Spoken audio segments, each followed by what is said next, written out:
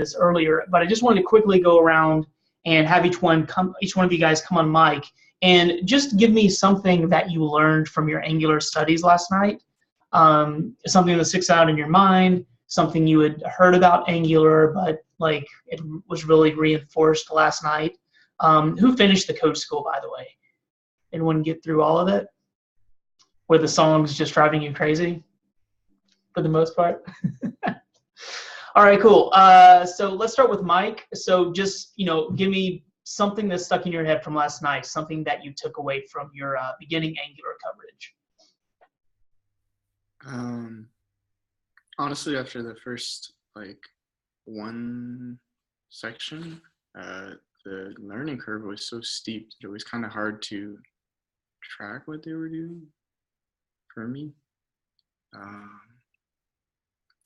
Yeah, I'm looking forward to the kind of review of it today. Because I felt like I had to almost just look back at what the video was doing and line for line copy it. It wasn't intuitive to me. But something like ng show and the basic functions were pretty cool. Cool. Yeah, so there's definitely a bit of the learning curve to Angular, but you guys can handle it. What do we call ng show specifically? What's the term for what ng show was from the coverage? There's a term in Angular, anything with an ng dash is generally referred to as something. Do you remember what those are referred to? Didn't everything have ng? For the most part. We'll talk about that today, but those are considered directives. They're called Angular directives. It's like a fancy attribute that you put on an HTML element. Generally, anything that starts with ng dash is going to be a directive in broad strokes, but that's the technical term for it. We'll talk more about directives this afternoon. Mike, I'll go ahead and popcorn it. So Kieran, you want to go for it and then popcorn it to someone else? So I was going to say that the thing that stuck out to me the most was everything is ng something. So now I know that's a directive. And like Mike said, it's a steep learning curve, but I think that's kind of sort of the way that programming is a steep learning curve. The first thing that they teach you is this is obvious and I would have figured this out. This makes sense. And then I have no idea what you're talking about. And that's sort of the learning curve in many of the learn to code stuff. And so, yeah, I'm with Mike. Like in the beginning, I was like, oh, I can do this all day long. And then I'm like, what's going on here? And so that. Do you mind popcorning it to someone else, Kieran? I'll popcorn it to David.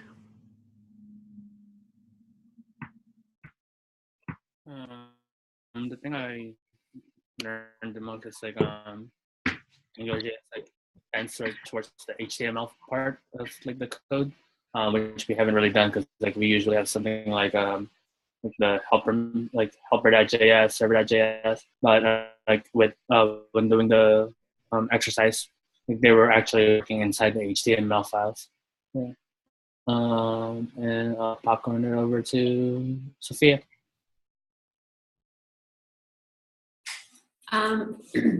So there are a few things, I guess. I really do agree with Mike that the struggle in the homework was trying to get it exactly the way they wanted it. And I think that was more of a fight than the actual learning portion. I found the slides more helpful. Or at least I remember wishing that we could work on the problems and watch the videos at the same time instead of one or the other, because you're watching the video and then you're like, wait, what just happened? And then you're struggling with that. I guess the thing that I did notice is that in the end, at least getting through the 2 chapters, my code was really dry. And there wasn't a lot of jQuery struggle, meaning I didn't have to go through and be like, what did I do here with jQuery? What did I do here? It was all in the ng or in the directives. So there was definitely a difference. And I guess we'll just have to see what today brings. And I will popcorn it over to Alan. So I agree with Mike and Sophia in that code school was kind of frustrating, and I felt like I didn't get as much out of it as I could have. But I think that Angular overall seems like it will be much more useful and, I guess, less confining than like trying to use handlebars for things. And so I'm looking forward to that. And things like filters seem like they'll be very convenient. So, yeah. And go with Matt next.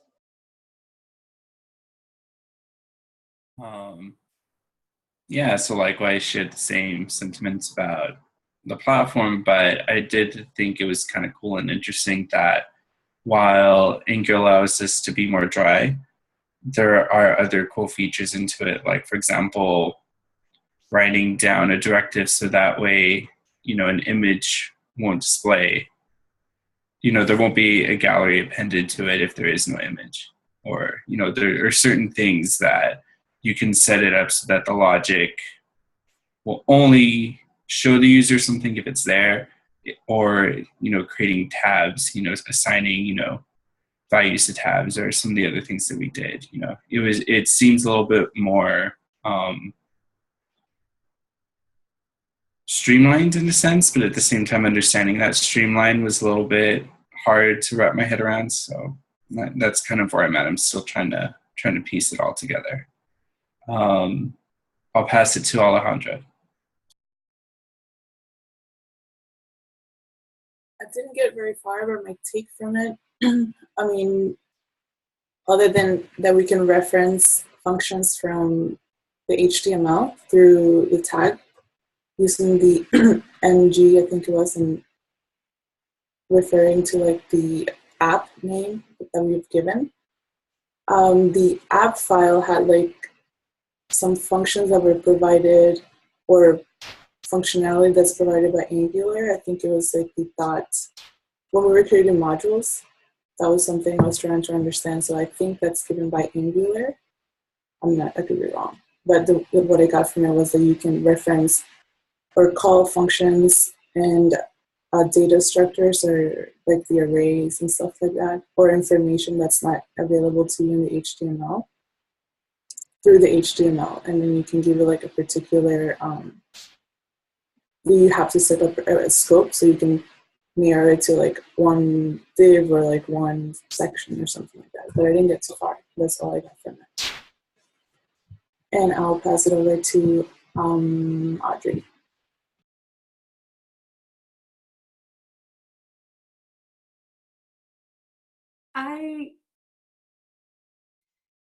The purpose is I came into the homework not expecting to learn Angular, just to be very straightforward, because I know you mentioned that we were going to cover it a lot in detail and that we were going to go very far into it. So I didn't go into there expecting to understand everything. And so I did not share the same sentiments as my classmates. I kind of recognize the same way that when we did Dash, there's only so much you can expect someone to put. So to just kind of go through the motions is going to be an expected set answer. So it's frustrating to learn that way, but that's why I know that I'm not going to learn Angular from this. It's just more like when your professor tells you read the textbook homework and then comes to class and actually teaches it to you. To me, this was just another textbook reading. So I didn't necessarily get frustrated because I just didn't take it like I was supposed to learn something from it.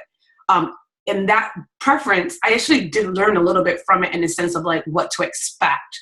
And that's all I really wanted from it anyway, was just what expectations I should have when we're going into the class, what questions I might want to think of, how my train of thought should be, because a lot of this is what I was hearing from you guys. And so that's what was on my mind. And that's what I took from it. So in my experience with just what I was doing, I was like, okay, there's like definitions to things that I was interested in.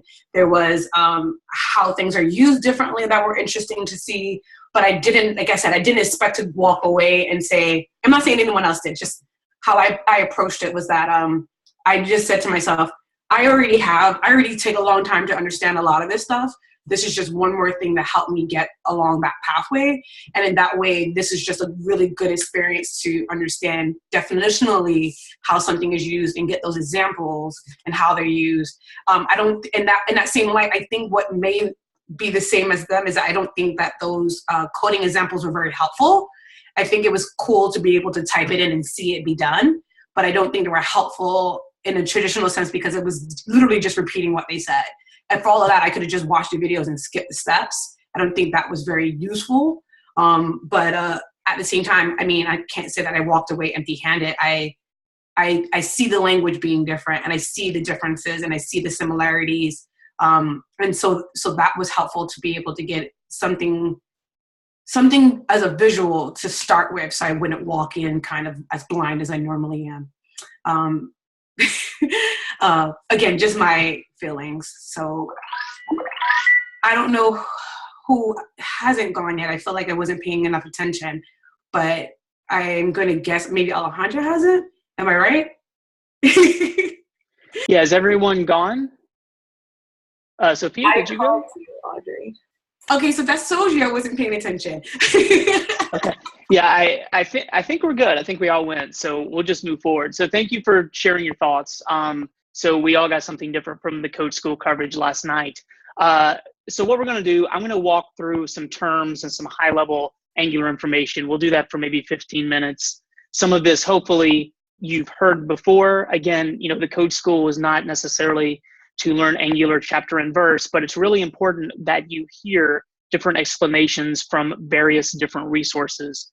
So what I want to do is we'll walk through some of the concepts from Angular that you probably will remember from last night, and then we'll spend the rest of the time actually building a very simple Angular app, and we'll walk through it step by step. I'll do something, give you an opportunity to repeat what I did. So let's get started. If you guys have any questions, please, you know, just ping me. Don't be afraid to speak up. But the way that I like to think of Angular, Unit 2, I think I started Unit 2 explaining it as a restaurant. So when you go to a restaurant, you sit down at the table, you place your order. The server takes that order, takes it to the kitchen, bakes up your dish, and then brings it back to the table. So that dish could be your rendered web page in the browser. Now, you don't see what's going on in the kitchen. And that's very similar to what happened in Unit 2 with Node and Express. So Node and Express, using handlebars, baked together all of the views that we requested. We couldn't see any of that happen because it was all done server-side. Now, Unit 3, using the Angular framework, is very much like going to maybe a Korean barbecue restaurant or a hibachi restaurant, where they wheel out all of the ingredients to your table, right? You sit around the big skillet or the big grill, and they bake whatever you request right in front of you. That's very similar to the difference between Unit 3 and Unit 2, in my opinion. With Angular, the only thing we're going to be requesting most of the time is the data, the updated data that our front end requires and asks for.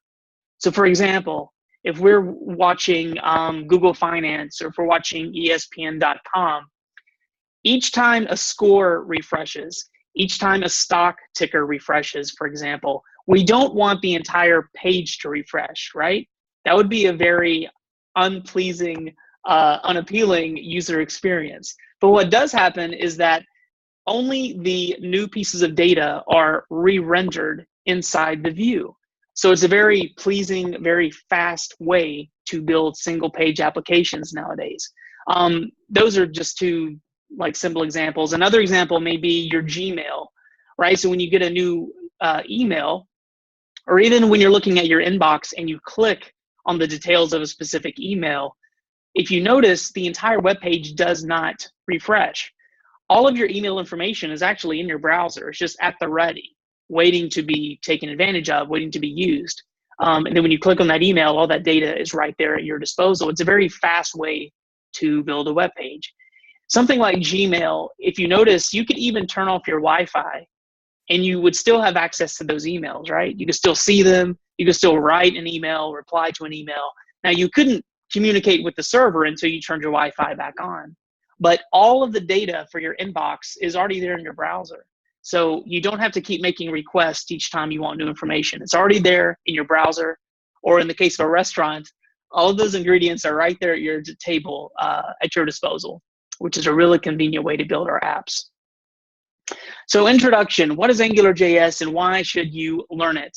Well, it's not in here, but I think Alejandra made mention, if you talk to any of the, sorry, I'm having a scratchy throat situation today. If you talk to any of our former students, Angular is a very popular and hot technology to know right now. Just this past year, I think over the summer, they released Angular 2.0. We're going to be going through Angular 1.0, and there's a couple of reasons for that. The main reason being most companies, if they're using Angular, they're still using Angular 1.x or whatever. So most of the opportunities, the majority of the opportunities that will come your way will be working on or maintaining Angular 1.x code. Angular 2.0 is not quite as prevalent yet to warrant its own coverage, although maybe we will cover some Angular 2 conventions in Unit 4 if we have some time. But the point being, it's really important, even if you're going to work on Angular 2, it's really important to know what's going on with Angular 1 because it's such a game changer in the field. So it's a good thing to know regardless. So Angular is an open source JavaScript framework maintained by Google. So they have their stuff together. It was created about 8 years ago, and its longevity is a testament to its capability and its usefulness. So Angular is super, super popular right now. And there's a lot of offshoots of Angular, technologies like Ionic, even React. All of these are very similar. And in my opinion, Angular kind of, paved the way, was kind of the first on the beach, if you will, for these technologies. Angular is one of the most widely adopted MVC JavaScript frameworks in use today, and it's a valuable job skill to put on your resume, obviously. Further, it was built upon jQuery Lite, so it goes hand in hand with jQuery. So early on in Unit 1, we learned how to use vanilla JavaScript to update the DOM, do DOM manipulation and such. The next thing we learned is how to use jQuery, which is kind of a more powerful encapsulated version of those vanilla JavaScript queries, right? Well, now we're learning AngularJS, which is, I wish I had a graphic. It's like Captain America. So Captain America was the scrawny jQuery person before. Then after he gets out of the tank, he's this beefed up AngularJS. So AngularJS, we're just kicking it up a notch. Most of the stuff that we do in AngularJS, you can totally do with jQuery or vanilla JavaScript. And in most cases, vanilla JavaScript is under the hood of most of the AngularJS source code. However, AngularJS is a very slick framework, and it makes our lives much easier. Several of you have already mentioned the filters feature, for example. You could totally do that longhand with some JavaScript or jQuery, but Angular has really, really thought about it and come up with some conventions that if you play within their sandbox, it'll make your life much easier. So that's why we'd want to use a framework over just putting this stuff together piecemeal. So AngularJS provides a few benefits when used to develop apps. It enables us to organize and structure single-page applications using the popular MVC design pattern. It makes us more productive when developing web apps because it provides features such as data binding that requires less code from the developer, which is always a plus. And then it's also designed with testing in mind. So sometimes tests can be difficult. We don't have time to go down that testing, do a deep dive into testing, but I would highly, highly encourage you, if you are interested in testing, it's a very good field to get into. There's very few good testers out there. And there's a lot of job security in it, in my opinion. So Angular is built to make writing tests much easier. So if that's something you're interested in, it's definitely worthwhile. Any questions about Angular intro? Is there anything that I missed? Anything anyone would want to add from their coverage last night? Is that why there were so many tests on the code school? So many tests? That was the cool thing about the platform, is that as annoying as it was to beat them, like the amount of tests really guide you through it. Yeah. I Yeah. was interested in how they did that. I really like Code School, and Code School is based in Orlando. So any of you Florida-based folks, if you're interested, you can go hit them up. But I think this past year, Code School was actually purchased by Pluralsight. So there's a lot of, synergy and integration now between Pluralsight and Code School. And I've noticed in the past year that Code School has come up with new tracks that I think are inspired from the Pluralsight stuff that already existed. I really like Code School. Again, it's not like the end all be all, but like if I had to choose between Code School and Code Academy, I'd probably go with Code School every day of the week. Plus, it's a paid subscription service, so they have a little bit more cash to put into the videos, a little bit more polish, if you will, in my opinion. Sorry, Mike, you going to say something else? It wasn't all bad. It was, don't get too discouraged. Yeah. No, Code School's a great, entry, a great, first place to get your feet wet with technologies for sure. Okay, so here's a graphic. Some of these were probably not the Captain America graphic. Thank you for that, but the one right above it. So here are some keywords that you guys probably heard last night in your code. You may not have heard all of these, but these are some concepts and conventions that we'll talk about over the next few days of coverage. So the big key point is that modules are containers.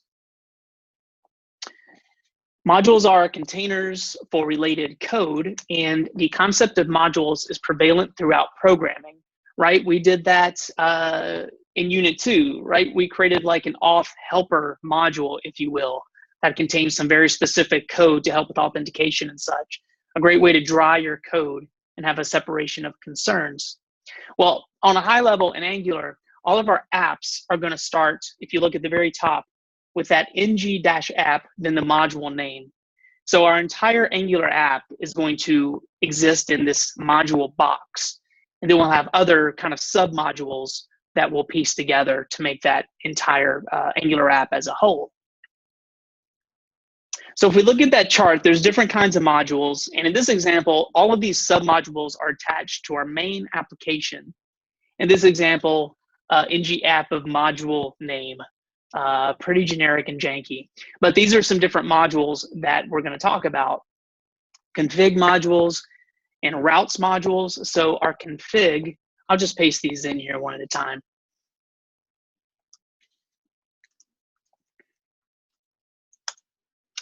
So a config module, there's different varieties of config modules that we can chain onto our main module, but the most common would be a router. So each AngularJS module has a config method that allows us to provide code that runs when a module is loaded. The config method is used most commonly to set up routing. The next really big one is a controller. So the controller is right there on the far right of that example. So controllers in AngularJS serve two primary purposes. One, it initializes the data used for the view they are attached to.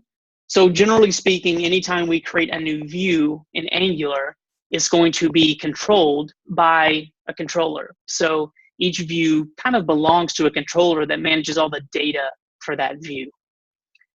And number two, controllers contain the primary code to respond to user events, such as when a user clicks on a button. So not only do controllers hold just static data, but it also contains methods and functions for click events, for more behavioral type of events when the user wants to interact with your app. So a controller is just a fancy JavaScript constructor function that is instantiated by the ng controller directive. So we're going to use that ng controller directive. We're going to put that into our HTML today to designate this section of HTML falls under the domain of the specific controller. So if I'm looking for any data or any click events, I know that anything that happens in this section of HTML, I'm going to look in this specific controller to see what that data and what that behavior should be. Services and factories. We're going to talk about this specifically on Monday. We'll talk about it a little bit tomorrow, but on Monday, we're going to go more in depth and actually see how we can create our own services and factories. But services provide a way to organize related code and data that can be shared by controllers and even other services. I think of services and factories as, again, if we're going to Unit 2 and trying to do a comparison. So if you think back, there were various files that we created that we would do a module.exports at the bottom, and then we could require that file in some other file and have access to all the data and methods in that other file. And that's very similar to how services and factories work. Anytime you want to share information, you may want to put it into a services or a factories file, and then you can just inject that into other controllers and such throughout your application. So on a high level, it's a really great way to share code. Unlike controllers, however, which are instantiated and destroyed as the views they are attached to come in and out of view. So controllers are either, each time you refresh a page, a controller is reinstantiated. However, services and factories, services specifically, are singletons. So they exist for the life of your application. So we'll talk about why that's important, but we're gonna see that, again, controllers, every time you go to a new view, every time you refresh the page, controllers are reinstantiated, then they're kind of like garbage, they're dumped away, they're reinstantiated. However, if there's something that you want to persist throughout the life of your application, for example, let's say that you want to maintain your current user object throughout your application and share it between controllers and views. One way to do that may be to use a service or a factory, because those objects persist throughout the life of your app. Directives. So as we talked about, long story short, anytime you see an ng dash on something, you can be pretty safe in assuming that that is a directive. Directives are markers in HTML. They're most commonly attributes and custom element tags. For most of today and tomorrow, we're going to be using directives as attributes, just like a class attribute or an ID or a meta tag or something. ng controller, all these ng repeats, they're going to be considered attributes. When processed by Angular's HTML compiler, they attach behavior to DOM elements or even transform them and or their children. So we're going to be looking at directives all day today.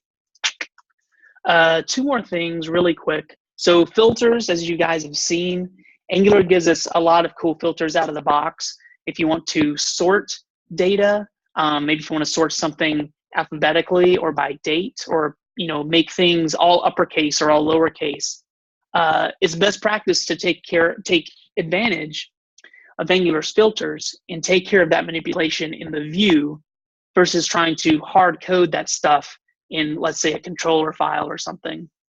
That's really not where we want our controllers just to manage our data and keep that data clean. Our view is where we can do certain manipulations with that data using filters. It makes things more flexible. The AngularJS mindset. And about 5 more minutes, and then we'll hop into a code along. So thanks for hanging in there. So the AngularJS mindset, or the AngularJS paradigm, if you will. So programming a web app with Angular requires a different mindset. To use Angular effectively, it helps to think of your application being driven by data and AJAX calls. AJAX calls, that's what we just spent the last 2 days doing.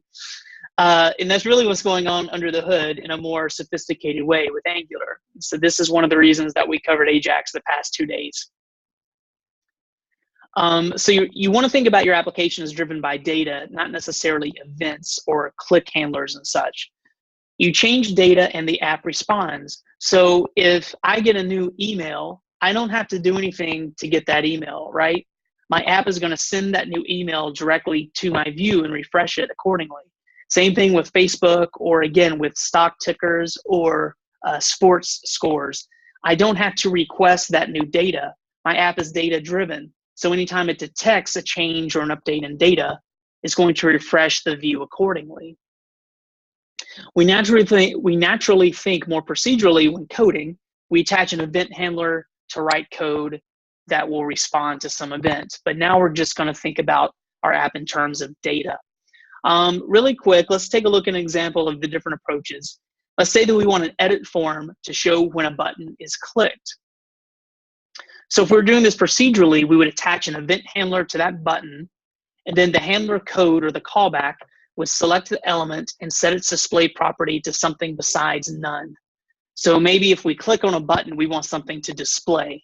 So we click on a button, we have some event handler that will change the CSS property to display block or display inline or something. Well, using Angular, we could declare a click handler on the button element, and that handler could set a variable named edit mode equal to true. So maybe we want to create some sort of variable that has a true false, some sort of Boolean logic, and the view would respond automatically. So I think someone may have mentioned in their coverage last night, they came across ng show or ng hide. Did someone mention those? Mike? Okay, we're gonna look at those this afternoon. But those are really cool, concise Angular directives. So if something's true, then hide it or show it accordingly. We're gonna take a look at those directives today. But the big takeaway, remember that Angular, the idea is that we wanna drive our application using data, and that our data model is the single source of truth. And we'll see what all that means as we go throughout the day. Any questions or comments about those sections, kind of the big pieces we're going to be talking about over the next few days?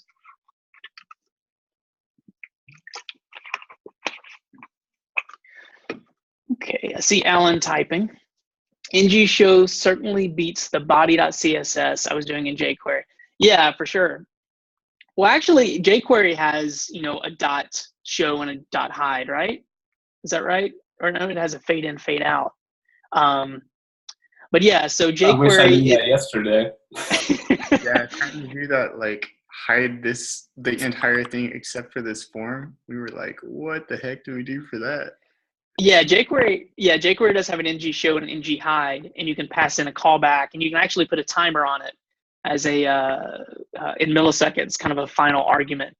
But the point being, the point is well taken. So we could have written that in vanilla JavaScript, but jQuery gave us a more concise way, and the AngularJS framework is going to give us an even better way to show and hide elements, for example. I mean, that's just one small example of what it's going to be able to do for us. Okay, so last slide, and then we'll hop into our code along. Just a quick recap of the SPA architecture, single page application architecture. So SPAs are all the rage today.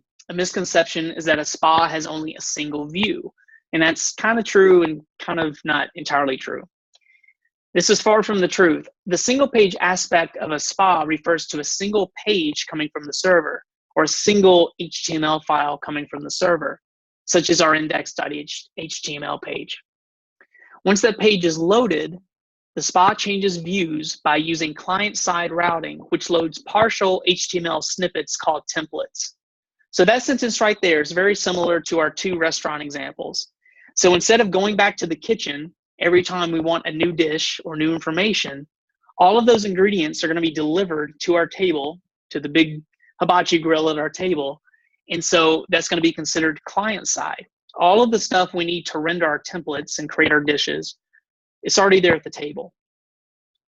So this first example, a traditional page lifecycle. So let's say that you go to Facebook, for example. We're going to send an initial request to grab our Facebook profile.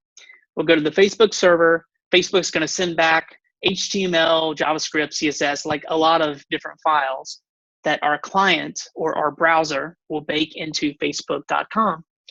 So facebook.com is loaded. Let's say that we wanted to create a new post or some sort of newsfeed post. So maybe we send a form back to our server when we hit enter. So we send that form post back to the Facebook server. Facebook is going to take in that data, do something with it, maybe save it to the database. Then it's going to rebake our page, maybe showing the new post that we just made. And it's going to send all of those files back to the client. So it's going to send all of the files, including the new file with the newly baked information into it. And then the page will reload generally at the client. So this is a very ineffective way to load websites, particularly if you have a lot of data, a lot of different content, pages, images, videos, and such.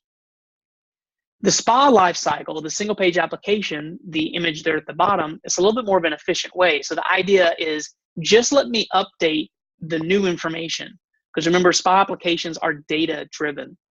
So in this example, let's say that we go to Facebook, we want to load up our profile. All of those files are sent back to our client.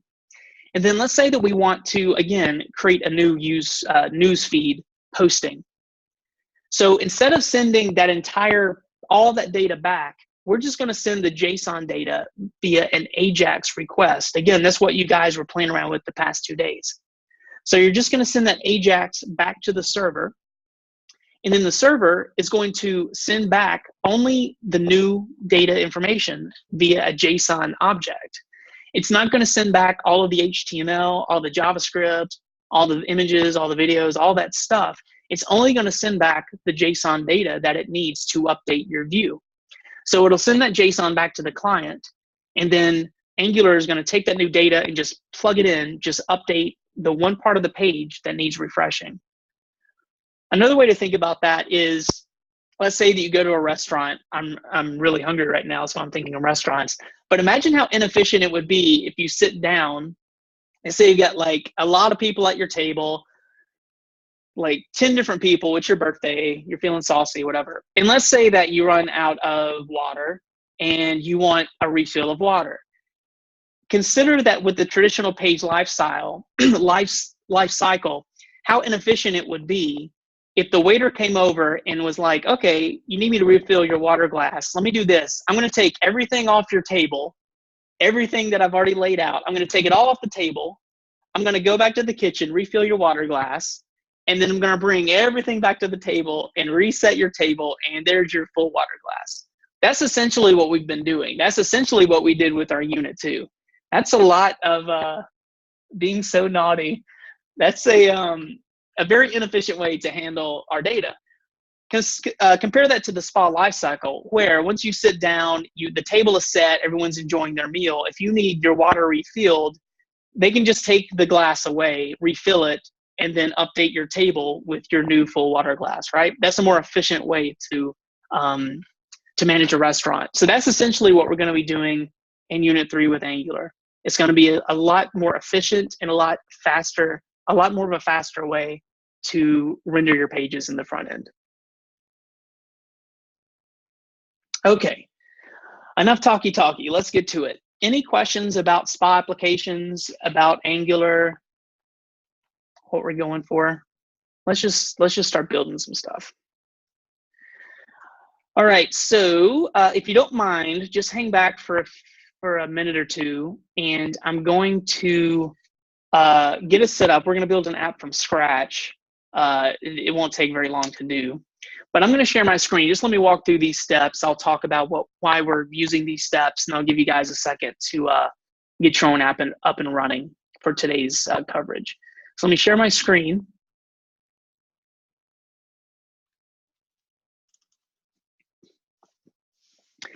Here we go. And let me know if you can't see anything properly. I'm going to put my Atom over here on the left. I'm going to be building my app in today's instructor examples folder. You can put this app wherever you want. If you want to dump it like in your student labs folder, that's fine. It's just kind of our demo app for today. So we're going to make a new directory. We'll call this Angular Intro App. And then let's cd into it. And then the first thing I'm going to do, this should be pretty similar to our Unit 2 coverage. I'm going to touch a server.js. What we're going to do is we're going to be spinning up a very, very basic Node and Express app that's going to serve our Angular front end stuff in the simplest way that we can do it. So I'm going to touch my server.js. Let me go ahead and open this up in Atom.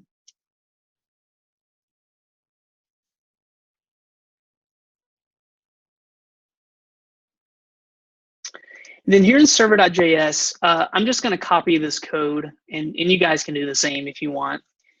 You guys are pros at this setup by now.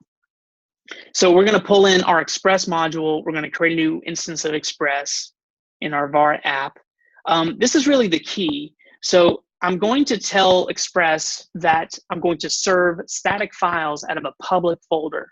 That's where I'm going to serve all of my index.html, all my CSS, all my JavaScript. Essentially, that public folder you can think of as the client-side code. So that public folder is going to contain all of the data to render. Actually, you can run this public folder on a separate server, and it'll run just fine. But we want to get you guys into the good practice of creating a Node Express app and then having an Angular application inside it. So that's why we're going through this. But in any event, I'm only going to have one route that's going to serve my index.html. And once I serve that, Angular is going to manage all the routes and such for my front end using the controller. And that's what we're going to build today. And then this app is going to run on port 4000. So just be aware of that. Okay, I'm going to go back and go ahead and npm install Express. So that should be the only module, npm module that we installed today, since now we're going to be focusing on the front end of things. Cool. Let's create a public directory. And I'm also going to create a JavaScript or a JS directory inside my public. That's where all my Angular code is going to go. And then let's touch an app.js file. So this app.js is going to be kind of how we instantiate our Angular module, our Angular app. We're going to put that code into app.js. We'll see that shortly. And then let me go ahead and touch our index.html. And we'll just put this in the public directory. We don't need to create a views folder or anything at this point. Okay, cool.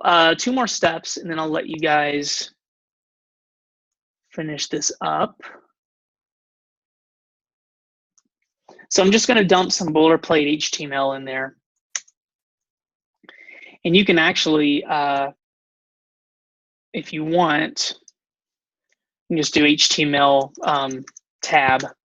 That's pretty much where that code comes from. And I'll just put like Angular intro app, just to be polite. And that's it, actually. Oh, I skipped a step, you guys. I did not even do npm init. My apologies. So I'm going to delete, I'm going to blow up my node modules folder. Let me do an npm init -y, just so we can save hitting enter 7 times. So there's my package.json. And now let me do that npm install save express.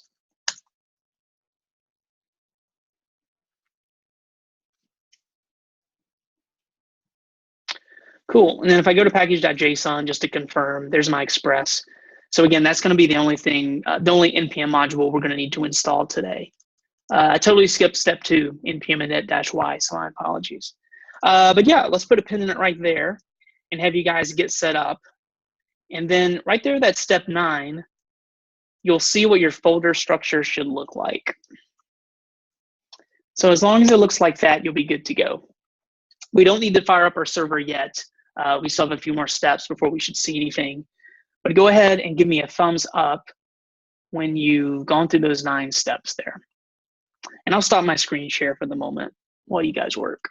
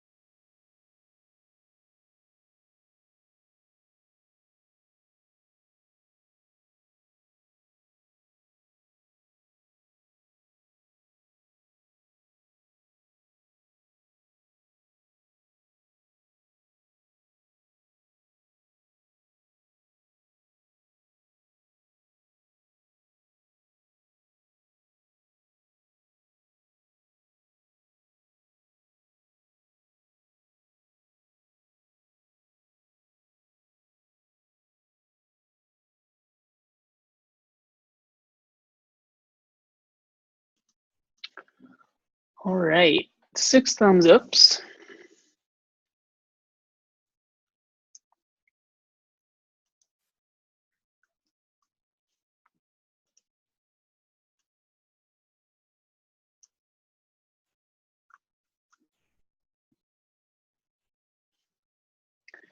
Seven thumbs ups. Okay, we got 8. Very nice. So let's move forward. Let's do some more configuration to our Angular app. So like a few frameworks that we've seen, there's no particular way to organize your application to make Angular work. So again, we as an instructional team are trying to be consistent in the way that we present our coverage the next few days. But just keep in mind that even the code school last night, you will probably see this set up in many different ways, and that's just kind of the fact of life with development. But eventually you'll get savvy enough, so that won't matter. But the first thing we need to do is actually add Angular to our app. So what we're going to do is use a CDN. And what does CDN stand for?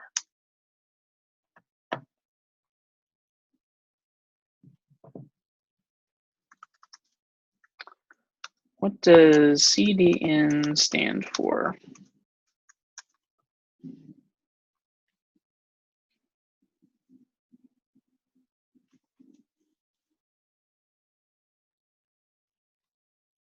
Yeah, content delivery network. So the idea is that this file is hosted on Google servers somewhere, since it's a Google product. And instead of downloading the file locally, we can just put this link in a script tag, and we'll have access to it in the webs.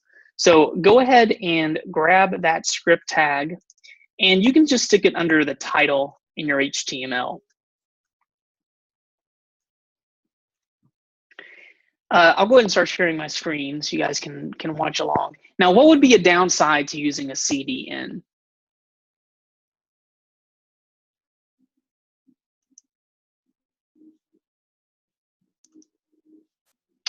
Yeah, it can be slower depending on your bandwidth or the server that it's hosted on. Yeah, absolutely. Could potentially not work. Yeah, the other example actually happened to me this weekend. So I was on an airplane and I didn't want to pay for Wi-Fi. So I couldn't, I was limited in the work that I could do because if I don't have Wi-Fi access, I can't access this library. So a couple of ways that you could alleviate that, you could just download this file directly and stick it into your app. The only downside would be if you want to get a newer version or an older version, you'd have to download that file. Whereas it's a little simpler just to update this link for, Angular 1.5.9, for example. We're also, I think we'll talk about it maybe in Unit 4, but there's also front-end dependency tools very similar to NPM. So the idea of NPM is that it installs server-side modules and dependencies and manages that for us. There's also tools like that on the front end that manage front-end libraries and their dependencies. One really popular one is called Bower. I don't think we're going to cover it. We definitely won't cover it in Unit 3. But if you want to check that out, it's a really handy library that you would do like a Bower install Angular or a Bower install Bootstrap. So Angular would be the same thing as NPM, except it's for the client side. Versions of jQuery or Angular or Bootstrap, anything front-endy, you could use Bower if you want to check that out. For what we're doing, it's a little overkill to use Bower, but just FYI. Okay, cool. So we have our Angular file wired up via CDN. So now let's set up, instantiate our Angular app module. So to do this, go ahead and go into app.js. So this app.js, sometimes it's a little confusing. And part of the struggle I anticipate for you guys, because it's pretty common, is you're not sure when you're working on the server-side files versus the client-side files. And it's okay. It's going to be confusing for a minute. But in the past, we would have like an app.js. Occasionally, we would name our server-side file app.js. Well, everything in this public folder right here, you can consider client-side. So this app.js is going to be sent to our client, and this is going to be where we put our Angular code for this morning. Now, to instantiate our Angular module, since we already have Angular loaded via the CDN script tag, we're going to call Angular and then a method called module. And this is very similar to like module.exports. We're going to create a new Angular module, and then we're going to attach different things to it in various different files. But we're going to instantiate an Angular module, and we'll call this one Intro to Angular App. So when you first instantiate an Angular module, it takes 2 arguments. The first one's going to be the name of the module. The name is your app. And then the second is going to be any dependencies that you want to inject. We'll talk more about dependency injection later on this afternoon and tomorrow. Well, actually throughout the rest of Unit 3, because it's dependency injection is a very important concept in Angular. So if we want to use other libraries or other Angular modules, we need to inject them into our code. It's very similar to passing in arguments into a function, right? So if we want to get other stuff into the scope of our function, we would pass it in like an argument. And it's a very similar concept when we talk about dependency injection. Now, it's very important here on line 1, when you first instantiate your application, even if you don't have anything to inject at the moment, you still need these empty square brackets. If you don't have the square brackets, your Angular app won't instantiate properly. So just to make sure that we're good to go out of the box, just keep that in mind. You need to make sure that we have the empty square brackets right there. So the first argument is the name of our app, and the second one is going to be any dependencies that we want to inject.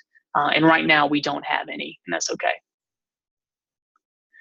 Cool, so we've added the Angular library. We've instantiated our first, because that's how we roll. That's right. The next thing we want to do is we need to go back to our index.html. And this is a really important step. I forget this step all the time. But we want to add our first Angular directive. And this is the most important one. So we want to make sure that we tell our index.html which Angular app is controlling this view. So this is arguably like the most important directive, because if we don't do this directive correctly, everything's going to break. So we need to add an ng-app directive, and it just tells the index.html which Angular app is going to be controlling the views and the data for this page. You can put this ng-app, generally the convention would be to put it in your opening HTML tag. That's a pretty safe place to put it. But you could also, put it in your body tag if you want. It just needs to be like the outer container for whatever other Angular code that you put into your view. I've seen it put in the body tag. It depends on how you're structuring your app. But the best case would be just to put it in your HTML tag. That's a pretty safe place to put it, because the HTML tag encapsulates everything on your page. So you can be pretty safe in knowing that everything in your all this HTML code will be controlled by that ng-app directive there. So again, this is called a directive because it's ng-. And Angular directives, they add particular pieces of functionality to our elements. And it's just, you can also think of it as an HTML attribute, just like, class or ID or a style attribute, anything like that. Cool, so that tells our index what Angular application is going to be running the show here. And then the next thing we want to do, if you look in that screenshot, we need to make sure to add the app.js file that we created. And you want to make sure that you bring in this file underneath where we bring in our Angular script. So here we're pulling in our Angular CDN, and right under here is where we're bringing in our app.js file. Now, why does this order matter? Why do we need to list the app.js beneath our Angular code, our Angular library?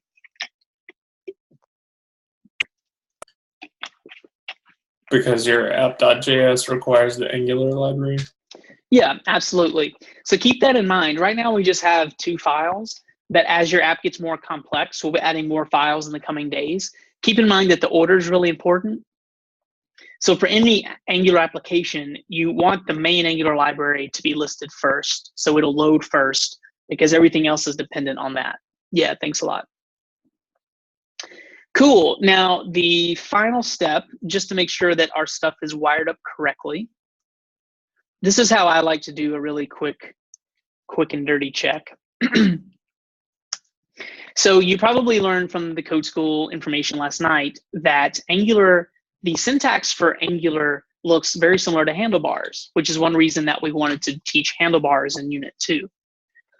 So a really quick way to make sure this is wired up correctly is let's go into the body, and I'm just going to do a 1 + 1 here.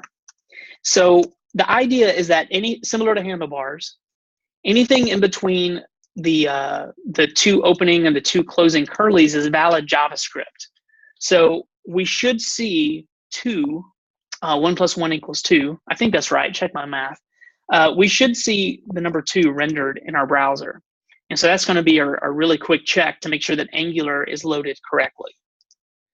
So that's good to go. Let's go back to the terminal, and let's run a nodemon server.js. And then if we refresh our localhost 4000, let me make this a little larger. You guys should see the number 2 here. So if you have the number 2 here, that's a good sign. That means that Angular is loaded. And Kieran, can you do my taxes for me? And we should also not have any errors, except for that goofy favicon error. Don't worry about that one. But yeah, if you have the number 2, go ahead and give me a thumbs up.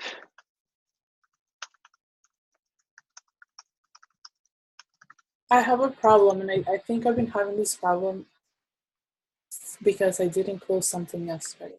Not really sure. Okay. So give me a thumbs up in Slack if you see the number 2 in your browser. Remember to run nodemon server.js and then go to localhost 4000. And then Alejandra, let me stop my screen share. So what's your issue?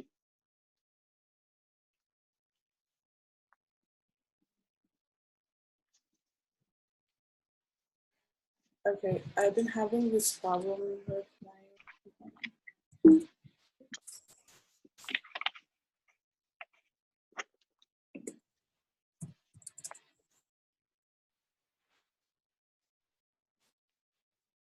One second.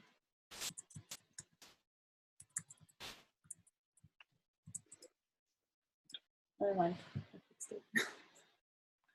No problem. Never mind. I got it. Okay, cool. All right, I see 3 thumbs ups.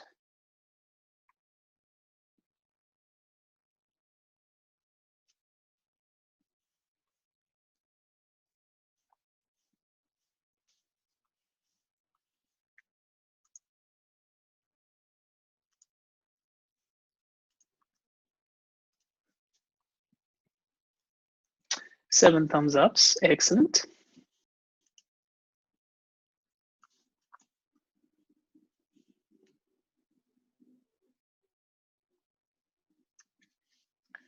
All right, all 8. Very nice. Okay, so hang tight just a second and let me build out a controller, and then I'll give you guys an opportunity to do the same. So let's create a very basic Angular controller. So in Angular's flavor of MVC, controllers are intended to do 2 primary things. One is respond to user actions, and 2, provide data to the view, occasionally referred to as the view model. So sometimes you'll hear the view. We're actually going to go over a directive this afternoon called ng model. And that's how we can attach a 2-way data binding, which means we can send data to the view in real time, and we can actually send data from the view to our controller in real time. It's a very instantaneous type of a process. And we'll get more into that 2-way data binding this afternoon. So let's stub out a new controller. We're going to create a new file for this, and then we're going to plug it into our Angular application.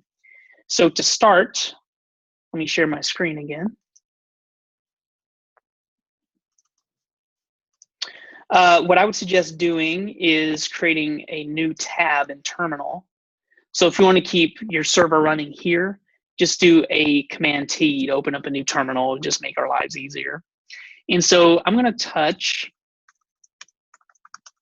in my public folder, and then in my JavaScript folder, I'm going to create a home controller file. So generally you want to have, as your apps scale up, you want to have a different file for each controller. You know, it's kind of a best practice. So let's create that file. And then in our home controller, let's build the basic shell of what a controller looks like. So the first thing I need to do is grab the name, the name of our application. And we're going to do that using angular.module. And then we need to put the name of our module here. So let me move this up here a little bit. So our app.js, we instantiated and created this new Angular application. And if we want to add new features to that main model, all we need to do is to call it, and then we can chain stuff onto it. In this file, we're going to chain a controller onto it. And we're going to name this controller home controller. I'm going to keep this capitalized just for consistency. So the first argument is the name of this controller.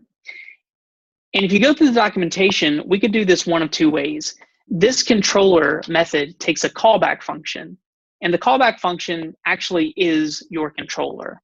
Now, a better way to do this is to create a separate function for your controller, and that's the best practice that we're going to use.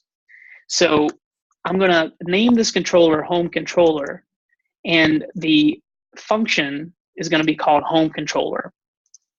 And down here, let's instantiate that home controller function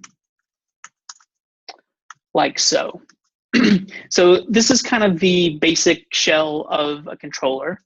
We're going to attach it using the .controller method. The first argument is the name of the controller. It could be anything we wanted. And then the second argument is whatever function we're going to create this controller out of. And then down here, I'm just creating a function named home controller. And that's what this home controller is referring to. Otherwise, what we could do is something like this. We could just pass in an anonymous function, but it's better practice nowadays to actually create a proper function that we pass in to our controller method right there. So let's take a second and let you guys go ahead and build that. And then we'll flesh it out here shortly. But go ahead and create the file and then create the shell of your controller there.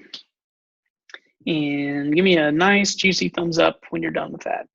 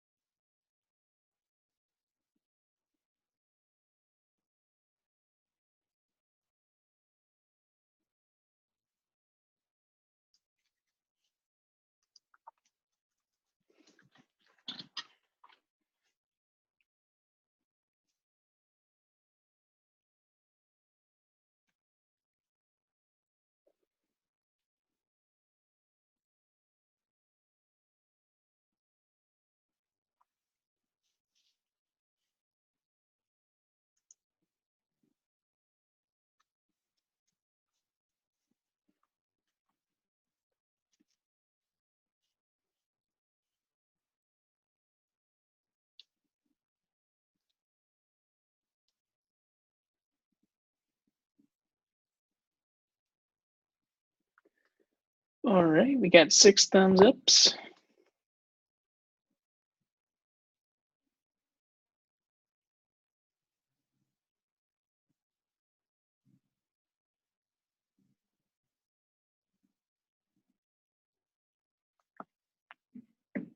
Eight thumbs ups. All right.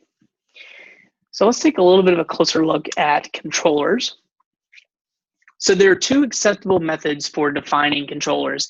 You can think of controller as just a big fancy object, right? Because we're instantiating a function, a controller function, and then functions are objects. So you can think of these as big fancy objects. But the 2 ways that we can define our controllers, the first way is using a $sign scope, and the second way is using controller as. Now, you may give me a thumbs up. I think Code School, the newer versions, used controller as. Does that sound familiar to anyone from last night? Did anyone get that far? Controller as. Okay, I see a couple of thumbs ups. So just to let you know, $sign scope, we're going to take a quick peek at both. But $sign scope is from the early days of Angular, and we still use $sign scope for certain things. But as far as defining your controllers, kind of the best practice way nowadays is to use this controller as syntax. And so this is what we're going to be using in class. Now, they're both the same idea. They both accomplish the same thing, but they accomplish it in slightly different ways. And it's important to know about both, even though one we're not going to be using quite as frequently anymore. They're basically the same idea. They're essentially a way to craft a constructor function for each controller that you decide to make. Angular started by using $sign scope. In $sign scope, you can think of, it's a way to connect information in your controllers to how you want to render it in the view. So $sign scope is kind of like using a .this inside of an object, or inside of a function rather. It literally has to do with the scope. And so if you look at that screenshot, let's say that inside this home controller function, let's say that we wanted to have some sort of property called awesome. And awesome was going to be the Boolean true. And let's say that we wanted to somehow use that awesome property in a view somehow. Maybe we wanted to render the word true, the Boolean word true. Or maybe, again, maybe we wanted to show some part of our view if awesome equaled true, right? There's a lot of different reasons we may want to use that. The point is, we want our view to have access to this awesome property in our controller. And so in the good old days, the way that we would do that would be attaching that property to this $sign scope. And $sign scope, you can kind of think of as a more robust version of this .awesome. So remember that functions have an internal scope. Usually you can do this the property or the method. But in Angular, they would use this $sign scope so that we would have access to it in our view model. So as the industry started using Angular more and more in production, people started realizing that despite the name, $sign scope wasn't scoped very well. So let's say that we had a view that had maybe 3 different controllers that managed 3 sections of this view. Well, what if all 3 of those controllers happen to have a property called awesome? So $sign scope.awesome is not very specific. It doesn't really tell us which awesome from which controller we're going to have access to. We'd have to add a little bit more code in our HTML into our markup to make that more clear. So sometimes $sign scope could be a little bit confusing because sometimes you would run into issues with that global namespacing. And if you had 2 properties or 2 methods called the same thing, sometimes wires could get crossed. So nowadays, a lot of professionals have since started moving on to doing it a little differently and a little simpler, using the controller as syntax. And that's how we're going to do it in class. And it's actually, in my opinion, it makes a little bit more sense. So what we can do is inside our controller, we can still use this, because remember, a controller is a fancy function, and functions have local scope. We can use this inside of functions. So instead of using that $sign scope, we can attach properties and methods to the this keyword, and it'll work just the same.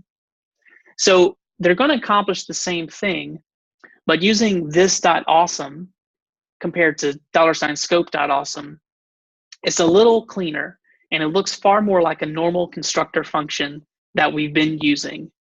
And a controller always has the correct context. So there's less of a chance that if we have two properties or two methods named the same thing, that they're going to get mixed up. So go ahead and put that this.awesome inside your home controller.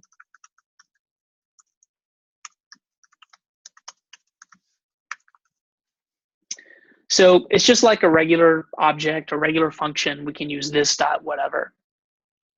So given that pattern, let's go ahead and add a little bit more information to our controller, and then we'll go into the view and make it render. So take just a few minutes and add some more properties to your home controller. So just add some data to the home controller. Any sort of data will do. Just come up with a few different data types to play with. So in that example, we have this.awesome, and then we have this.numbers, which is an array of numbers. So just take a minute and add some other, properties to that controller. It can be whatever you want. This.favorite food or favorite movies, whatever you want to do.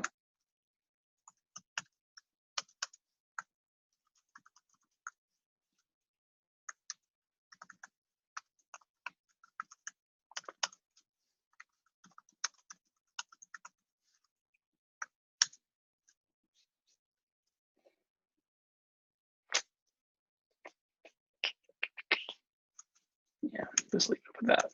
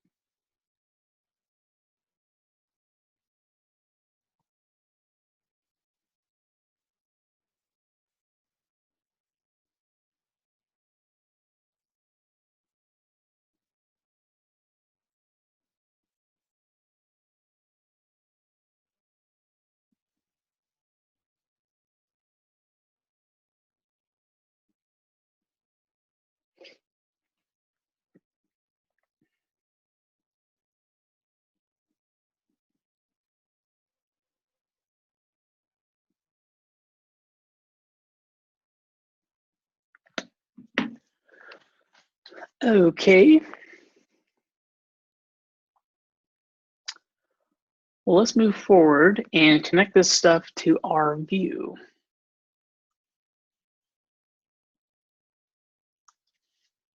So we have some data in our controller that we want our view to have access to. So how do we do that? Well, we need to put a couple of more steps inside of our index.html. So if you want to go to your index.html, the first thing we need to do is, since we added a new file to our application, we need to make sure that we link that file in the head of our HTML. So this is going to go underneath our app.js. The first thing we have is our Angular library. Then we have our app.js, because that's where we instantiate this new Angular application, our new Angular module. And then below that, we're going to create a controller, a home controller, that we're going to attach to that Angular application. So this order is very important. So let's let our app know about our script.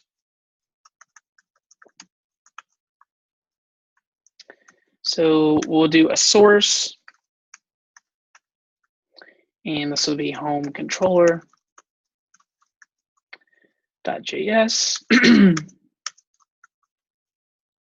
Just to let our app know about it.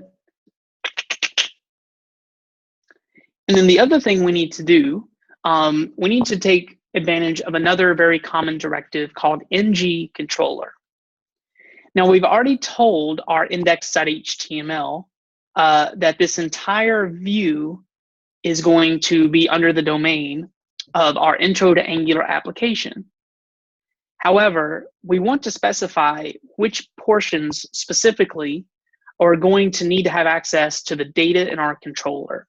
So our views can have multiple controllers if you want. Maybe we have a home controller, maybe we have an about controller, maybe you want to have like a nav bar controller, I don't know. But you can have multiple controllers, but we need to tell whatever section that we want our controller to manage. We just need to put that ng controller directive on that element. So just to keep it simple, we're going to add this directive to the body because we're just going to have one controller right now. So we talked about that $scope syntax. This is considered the controller as syntax. It's a little bit more descriptive. And the way that this works is when you put this ng-controller directive, you want to put the name of the controller. Move this file up here. So we declared this home controller. The name is going to be home controller, capital H and a capital C. So wherever we want to use this controller, this is going to be the name of it.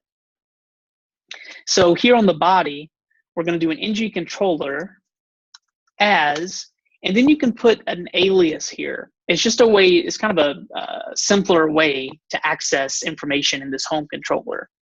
So the convention would be like, just to name it, you know, whatever you named it before that word controller. So in this example, let's use the alias home. So home controller as home. So instead of doing home controller.awesome or home controller.numbers, that can be really tedious and it's going to muddy up our HTML markup. It's just going to be more stuff. So using this controller as syntax is a lot cleaner and it's simpler and it's more semantic. So when I do home.awesome, I know that I'm looking for the awesome property that exists in my home controller. So go ahead and do home controller as home, and then you can delete that 1+1 if you want. And I want to render that awesome property in my view. So since these controllers are just functions and objects, we can call home.awesome,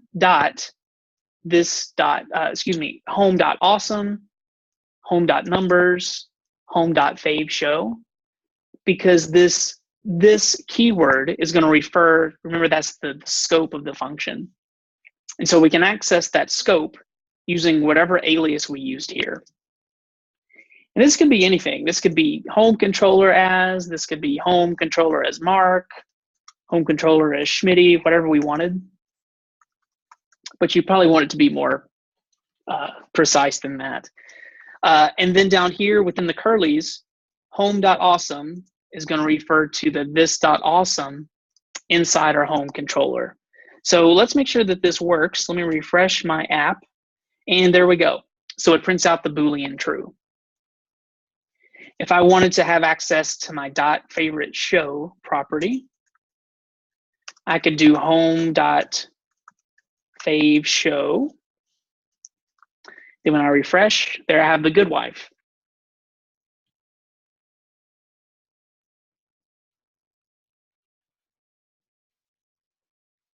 And we'll talk about putting methods and such into your controllers this afternoon. You can totally put click events. So if I click on something in my view, I want some function or some method to fire. You can do that as well. And we'll talk about that more in depth this afternoon. But yeah, so go ahead and take a minute and whatever properties you added, try to make those render inside of your home controller, ng controller in the view. Do home.numbers, do that.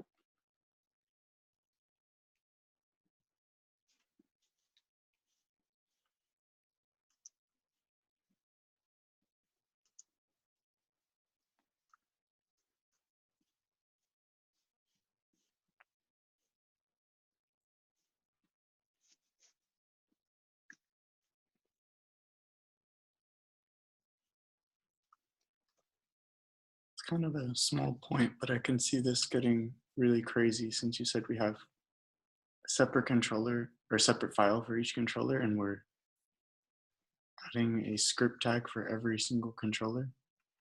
Yeah.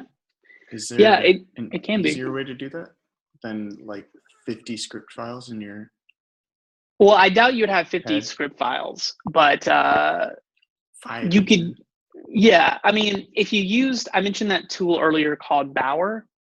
So if you wanted to use some sort of third-party package manager, that would help alleviate some of that. So you could do, you could even scaffold out your controllers if you wanted, but you could do like a Bower install Angular, and it would go ahead and install Angular into your app, and it would add that script tag automatically. I mean, you could do that.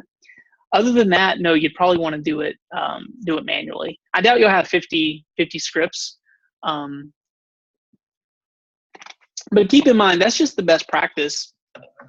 If you're still watching my screen, you don't have to do this at home, but consider if I just grabbed this .controller information, I could put it in here in this app file.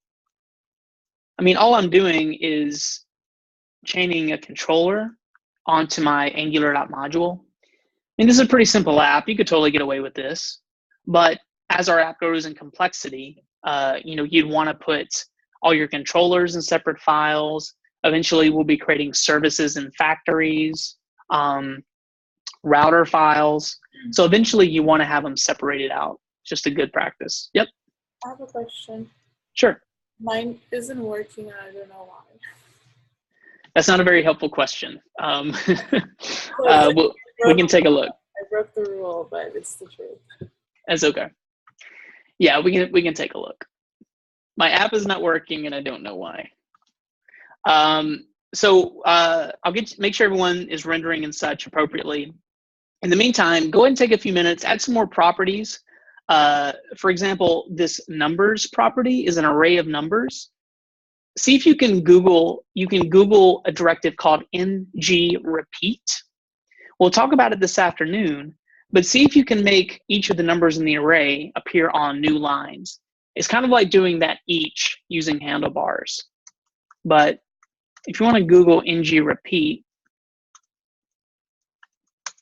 that's the Angular directive for repeating a collection, and doing something with it. So go ahead and play around with that. And then, was that Alejandra that said your app was broken? Okay, yeah, go ahead and share your screen. We'll take a look.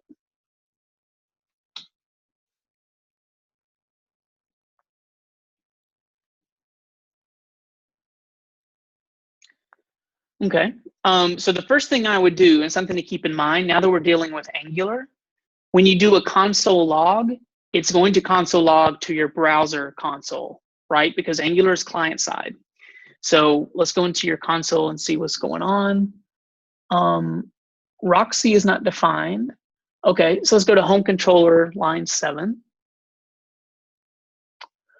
Okay, so why are you getting this error? You're muted. I don't know. I thought I was just making an array. Oh, because it has to be in this. Yeah. Yeah, so if it's not in the string, it's thinking that you're passing in a variable or some other named object. Yeah. Yeah. Is that all? Or do you think there's more problems? You tell me. Let's just try it really quick. That's a good idea. Okay, that's expected. Okay. So I still getting the Roxy problem. Clear out your console. I don't know if that. I couldn't tell if it gave you that error. If it. Oh, it's good. I see the 4 up here because I was calling numbers 0. Gotcha. Yeah, index 0. Yeah, I think you're good now. Yeah, so play around. Take a minute and play around with that ng-repeat. If you want to Google it and see if you can repeat a collection and print each item onto the screen.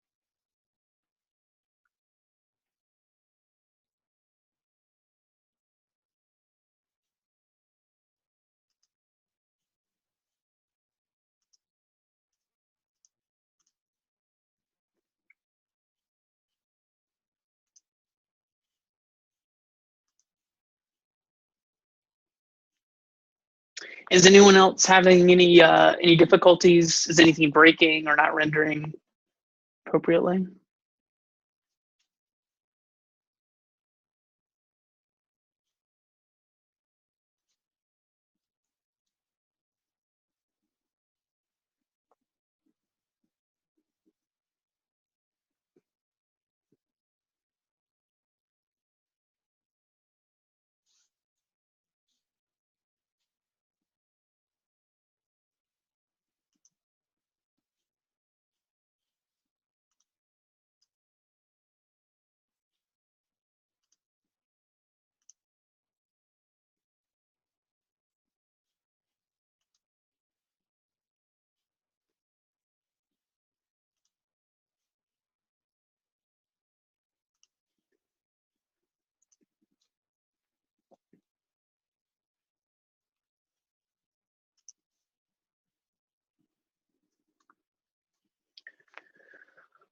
Alrighty. So take another minute or two if you're playing around. Has anyone got the ng repeat working? Or oh, cool. Alan did. Nice. Actually, Alan, while we're hanging out, do you want to share your screen and walk us through that? The ng repeat directive. That's the directive we'll talk about this afternoon. But do you want to take a stab at it? Sure.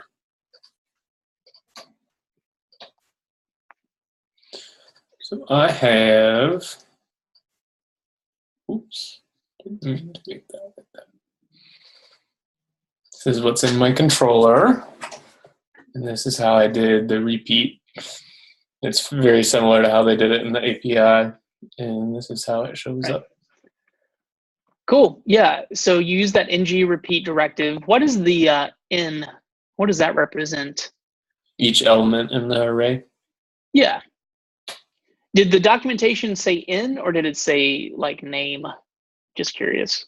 I think it said in. Okay. Yeah, it's kind of up to you. I would probably put name there just as a little bit more descriptive. You know, name is each name in the names array, or, you know, each person in the people array. It's just kind of a preference. But yeah, so, or L, yeah, that's fine too. Yeah, and then that track by index, I think that should work without track by index, but if you want to track the order of something, or if you want to get a little bit more specific, you could throw that track by index in there. Yeah, it's really nice. Still works. Yeah. Yeah, with 3 items, it's probably not too crazy. But yeah, that track by index will come in handy. I think I asked you guys to look that up for lab time this morning as well. Cool. Any questions about what we've covered so far this morning? I have like a couple of just closing thoughts before we hop in. I have a lab for you guys, a little bit more practice. So I want to get you guys set up with that and then let you work on that up until lunchtime this morning. But any questions about what we've covered? This isn't too bad, huh?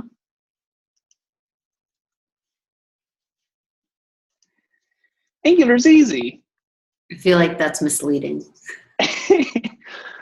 Well, we'll kick it up a notch pretty quickly. Let me put in some conclusion review questions here. See if you guys are absorbing this stuff. So, number 1, how do we define a new module when starting an application? So what's kind of the most important piece of the puzzle that we started with this morning to declare a new Angular module? Maybe what file did we put it in? What did it look like? What did the code look like? Like the first step in instantiating a new Angular app.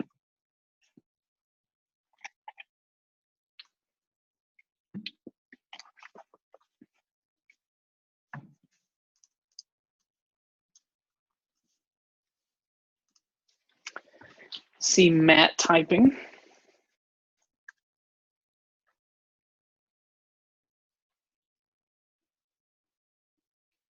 And then he went away. Oh no. Anyone want to take a stab? Set up controller with angular.module. Yeah, so even before we set up a controller, we want to call that angular.module method. And so that's what it looks like. So that's like the most essential step to instantiating our Angular application. So as Angular, we're going to call the .module method on our Angular object. The first argument is going to be the name of the application as a string. And then does anyone remember what those square brackets are for? The second argument that we pass in? Is it an empty array?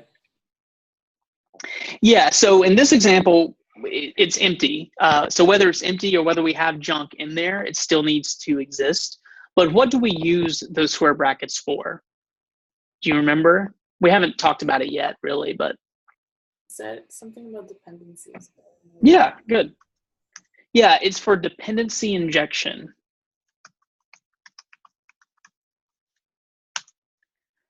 Which is a really important concept in Angular, and that's something that we'll get into, in later lessons. But the key thing to remember is even if we're not injecting anything initially, we still need to have those square brackets. Yeah, go ahead. So my question is, I think you just put that in the party time channel. Did you mean? Oh my goodness. Thank you. Why did I put my screenshot in the party time? How did I get in there? My apologies, guys. The wheels are falling off the wagon this morning. Yeah, so there's the syntax for instantiating a new Angular application.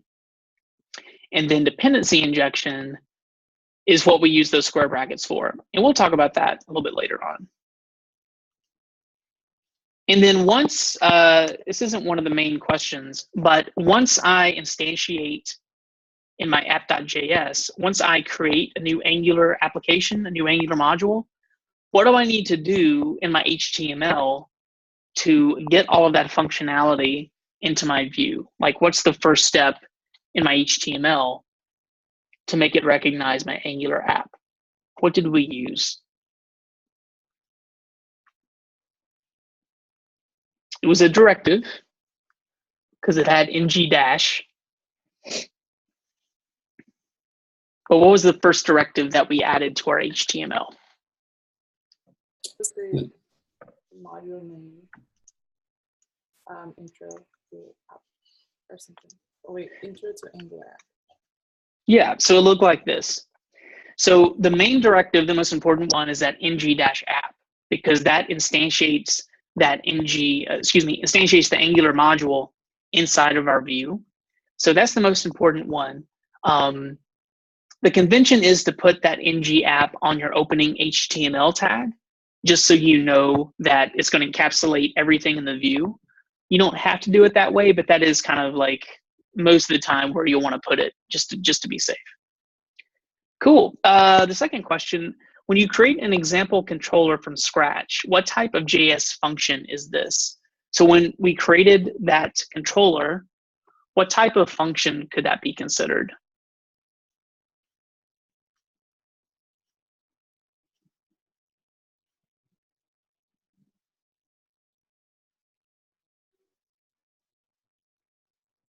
Is it like a callback?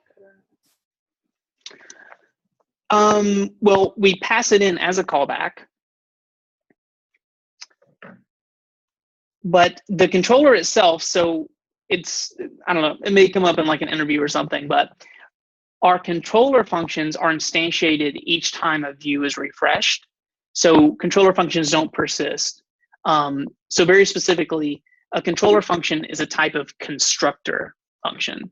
That's a little semantic, but just so you've heard that before. But yeah, Alejandro, you're exactly right. In the way that we declare that, I'll put that code into Slack again. And this is one of those things, if you go to different tutorials or blog articles, they'll probably set it up slightly differently. This is the way that I prefer it. This is the way that I think is best practice nowadays. But you call .controller, the first argument is going to be the name of the controller as a string. And then the second argument is generally the function for that controller. So if you want to get really concise, you can just pass in an anonymous function after that comma and put all of your logic in there. But nowadays it's a little drier to put the name of your function as a second argument and actually declare that function underneath. There's some other advantages to doing that we don't have to worry about right now, but this pattern is kind of the best practice nowadays. You don't have to have the good wife in there, but everything else is pretty good practice. It's called constructor function because you're giving it, you're adding some properties to it, or? Yeah, well, each time that the view is rendered, it's going to create a new instance of this home controller, which is especially important in Angular. We haven't really seen an example yet, but I've mentioned this two-way data binding feature.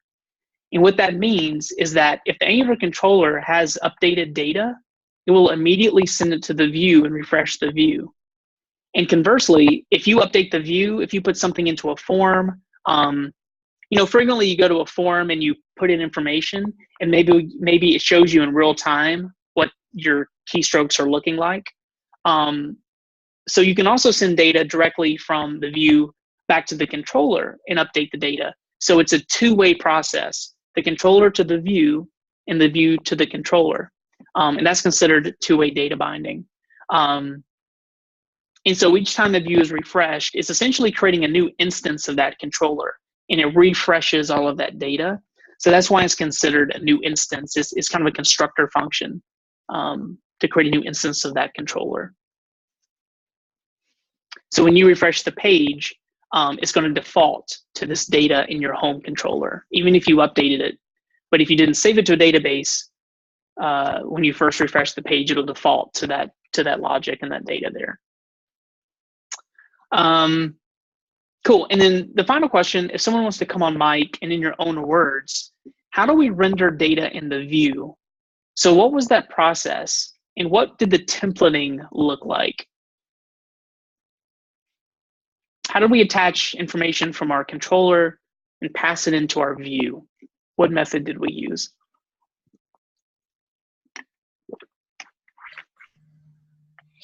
We needed to attach it to the larger elements. So for example, we used body, which held all of the information. And then we did ng controller equals, and then the name of the controller, and then we set an alias. Yeah, excellent. I'll just put that into Slack. Yeah, and there's a couple of reasons why that's a good practice, using that alias, the controller as syntax. It's much more semantic. So again, if you have several controllers in a view, and let's just say, I mean, you should probably avoid it in the first place, but if you happen to have two properties of the same name or two methods of the same name, it's really easy to get those confused, particularly which controller am I getting this information from. So this controller as syntax is a little bit more precise, a little bit of a cleaner way to attach information to your view. Now, finally, how did we actually, what was the templating syntax to actually render information in our view? What did that look like?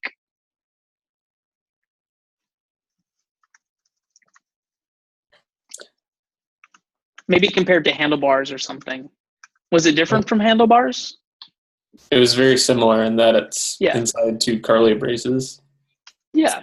And then it's just the alias dot the key you're trying to use. Yeah, so the alias is just an object, and then we can do dot notation and call whatever properties and or methods are in that object. The object being the controller that we're grabbing it from. And yeah, again, this is one of the big reasons that we used handlebars in Project 2, because it's the same syntax. It's still using those, the double curlies, the handlebars and such. So hopefully that'll be, make a little bit more of an easy transition for you guys.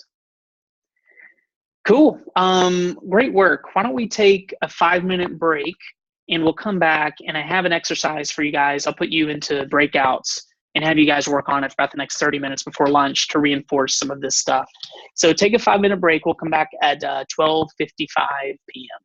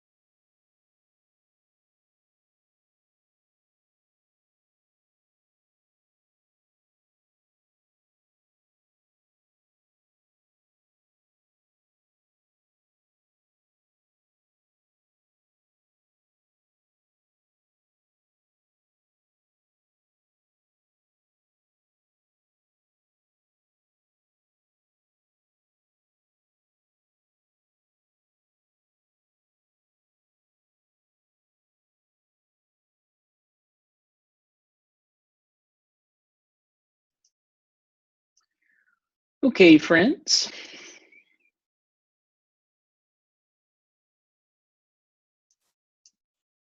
Let's bring it on back.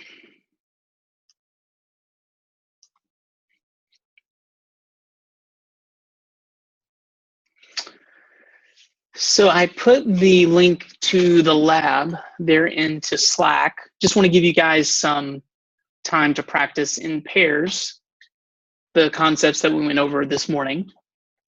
We'll hop into some deeper topics this afternoon. But if you want to go ahead and click on that lab, I'm going to share my screen and just walk through it quickly. And if you guys have any questions, feel free to let me know. Let me share my screen.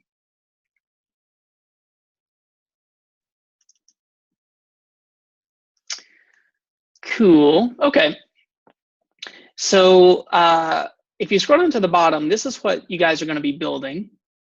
You're going to be building a view, kind of a single page application that looks like this. So this is what the finished version should look like. And the goal of this is to create 3 controllers that each manage a different part of the view. So for example, this first section has its own controller. This middle section, this general info, has its own controller. And then this bottom donor information area has its own controller. So this is a museum type of page. So let me scroll up to the top and we'll walk through this for a second. So since we just learned how to set up an Angular app and how controllers and views work, today you guys are going to practice exactly that. Your mission is to build a new Angular app from scratch, set up multiple controllers, and render them all in a single view. This will be a quick little site for a museum with information about a future exhibit, general museum information and hours, and donor information. So those are like the 3 sections that you want to create controllers to manage. I gave you all the steps to scaffold the app, so you don't have to worry about that. This is pretty similar to what we did this morning, and it walks you through creating all the files and controller files to get your controller set up. So this hopefully is pretty just kind of painting by numbers here. So you'll create 3 files, 1 for each controller, and then you'll also create an app.js file just to instantiate your Angular module or the main app. Here is some boilerplate index code. It reminds you to add that ng-app to your HTML element. And then I also gave you some CSS in here if you want to create a CSS file just to clean it up a tad. Here's what all of your links should look like in the head section of your HTML. So I give you all of those. Here's a link to the image that's here at the top, that museum image. And here's an example of what your folder structure should look like once you've set up your app. So I think I gave you enough information so you don't have to worry about that setup. So once you do that, here are the objectives for the exercise. So you want to build those 3 basic controllers with fake data. And actually, you can use the screenshot for reference. You can just mimic this if you want. The hours, suggested admission prices. You can just mimic that, or you can add your own data if you want. So create a controller with information about an example exhibit that's coming up. So that's this first section that says exhibit. So it has the image in there, Sargent Portraits of Artists and Friends by John Sargent. Then a controller with general operation information like hours, address, phone number, etc., whatever you want. That's this middle section. So you want to put properties with that data, however you see fit, into that controller. And then the third controller with information for donors, like contact information for the head of the museum, what sort of donations are accepted, etc. So whatever you want to do, but the idea is to the way that we did this.awesome or this.numbers, see if you can create some data in your controllers and then feed that data to your view and render it accordingly. That's the deliverable. And then if you get that working, I mentioned this at the end of the previous lesson, but if you want to go ahead and read about ng repeat, so Alan pretty much knocked that out of the park already, but if you get through all these examples, see if you can kick it up a notch using ng repeat. For example, maybe you have this for hours. Maybe you have this dot Friday hours, this dot Monday hours. But if you can dry it up, maybe you create an array or even an object with all of those key values for the day of the week and the hours or something, if you want to get a little bit more complicated. The other quick thing I'll mention is that this morning, since we only dealt with one controller, we put ng controller on the body. Now, you probably don't want to do that here because you're going to have 3 different controllers managing 3 different sections of the site. So probably the path of least resistance would just have 3 main div sections and then put ng controller on each of the divs, like your exhibit div, then your general info div, and your donor information div, and then just put that ng controller on the appropriate div so it will just manage the data in that section. So that's the idea. And that's what we'll work on up till 1:30. Let me stop my screen share. You guys can just put this in your student labs folder if you want. Any questions about lab time?